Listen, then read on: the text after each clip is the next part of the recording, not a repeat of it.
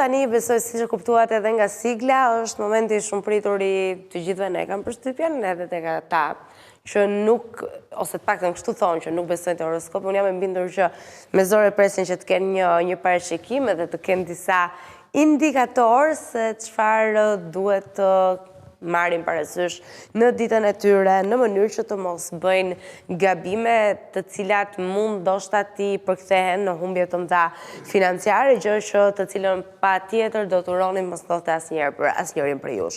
Ne do të nisim nga shenja e parë deri tek e fundit, do t'ua themi ato që në fakt i ka thënë më herët Paulo Fox, që është një nga astrologët më të njohur edhe më të besuar anë mban globit, dhe do t'i sjellim për ju në këto momente, duke nisur me njëherë me shenjën e parë, së pari sa i përket shenjës dashit, duket sikur dashi do të përjetoj në këto momente një skenar në lëvizje. Një jetë deri diku e cila do të përballet me disa ndryshime të rëndësishme dhe vendime goxha të forta në punë. Do të ketë mundësi për të mbyllur çështje të hapura dhe për të nisur një drejtim të ri. Janë financat ato që në fakt kërkojnë kujdes pas një faze e cila mund të jetë përjetuar disësi e paqëndrueshme. Jeni ju që në fund të ditës vendosni ekuilibrat, kështu që duhet të rimendoni edhe një herë çfarë nuk ka shkuar ashtu siç duhet, cilat janë mbas ato pikat e dobta dhe ato nyjet ku ka çeduar e gjithë gjëja, dhe të rimendoni se si të bëni lëvizje të zgjuara në një kohë kur duket se yjet ju sjellin në fakt edhe vendime të forta në punë. Kështu që vërtet duhet jeni edhe strateg në këtë pikë, po edhe shumë të kujdesshëm sepse gabimet do ishin të pafalshme.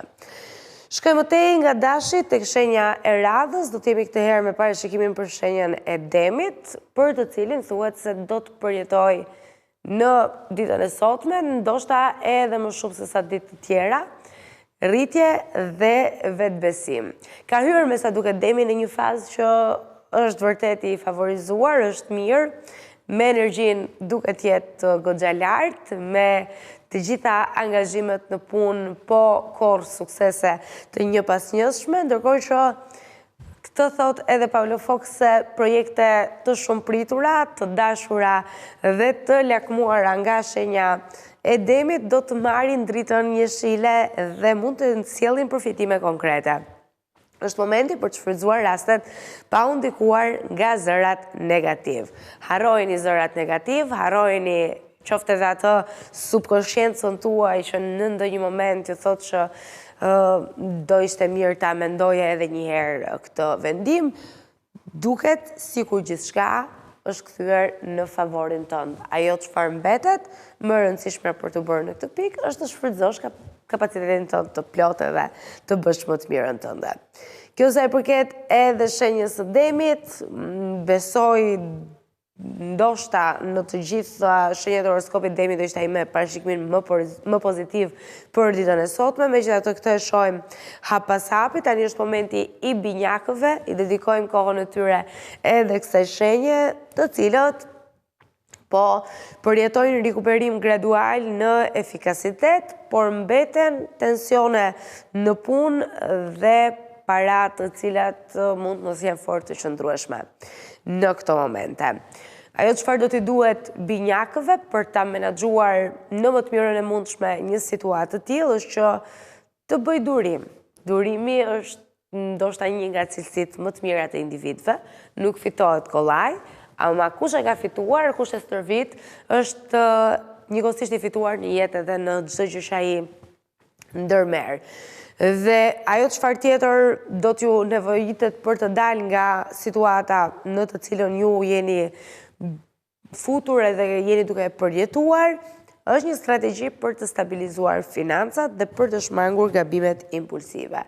Me çdo kusht, duhet vërtet të jeni shumë të tërhequr përballë investimeve që nuk tingëllojnë të duhurat, ose më saktë tingëllojnë shumë të mira për qenë të vërteta.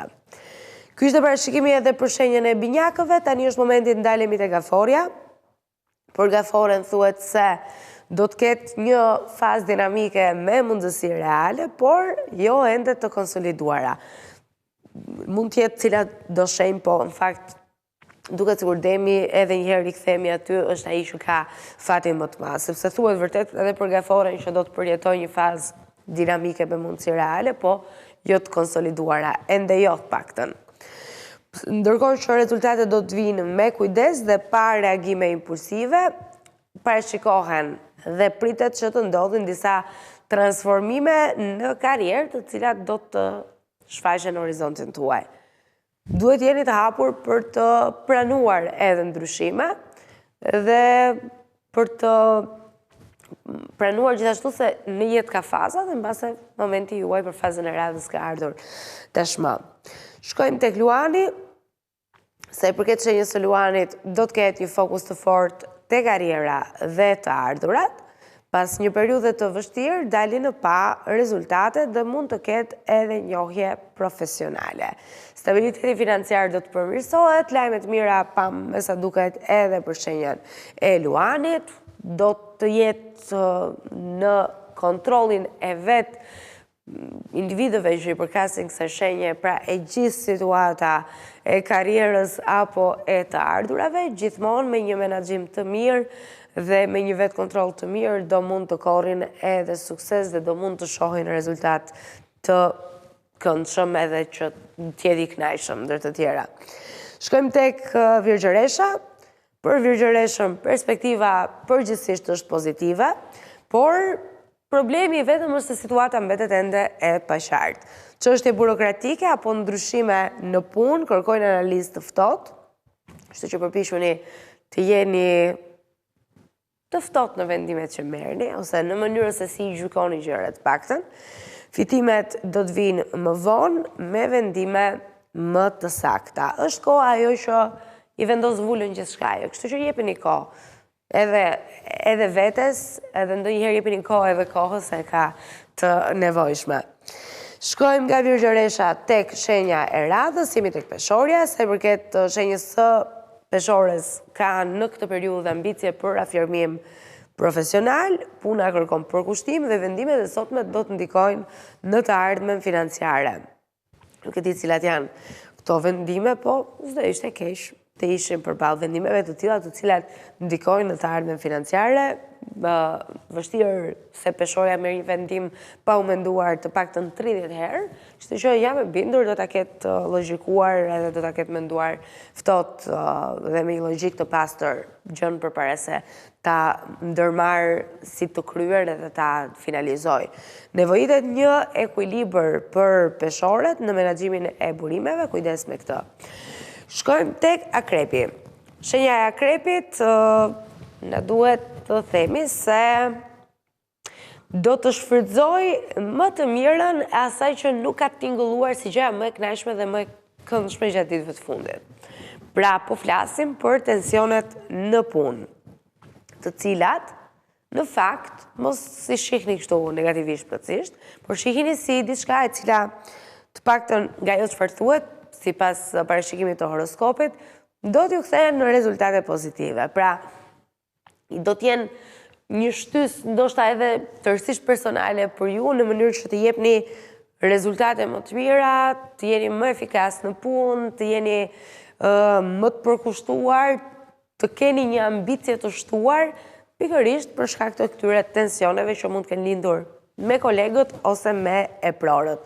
Energjia është e lartë, por duhet kanalizuar për të shmangur konflikte dhe humbje financiare. Shkojmë tek Shigjetari. Për Shigjetarin do të jetë një periudhë aktive dhe me energji, veçanërisht për projekte praktike, do të ketë mundësi për fitime të shpejta nëse veprohet me vendosmëri. Kjo ishte edhe sa i përket shenjës së Shigjetarit. Ne shkojmë tek Bricjapi. Bricjapi duhet ketë kujdes sot, sepse çështjet ekonomike duhet i vendos në plan të parë. Kërkohet rishqikimi të ardhurave dhe vlerësim i drejt i punës. Qëndroni objektiv sot, mos lejoni emocionet që të dominojnë. Koha për të vendosur kufi edhe për të kërkuar atë që meriton është kjo tani, kështu që bëje, edhe mos u shtang përballë asgjëje. Shkojmë tek ujori. Për ujorin thuhet se ka nevojë për më shumë hapësirë dhe iniciativë personale në punë. Financat do të mbeten të qëndrueshme, por pa rreziqe të panevojshme. Pra, gjithmonë, nëse ti nuk ndërmerr rreziqe, janë edhe financat që do të qëndrojnë në të njëjtat nivele, jo shumë, as pak, po pak të sigurt. Shkojmë në fakt dhe tek shenja e fundit, jemi tek peshqit tani në përfundim të horoskopit. Për peshqit thuhet se do të ketë mundësi konkrete të cilat do të shfaqen në horizont, një ofertë apo projekt mund të sjellë sukses dhe fitime. Këshillohet guxim për të hedhur hapin e parë në karrierë. Kjo ishte edhe parashikimi i horoskopit për shenjën e peshqëve dhe me peshqit, siç e dini, ne mbyllim edhe horoskopin ekonomik.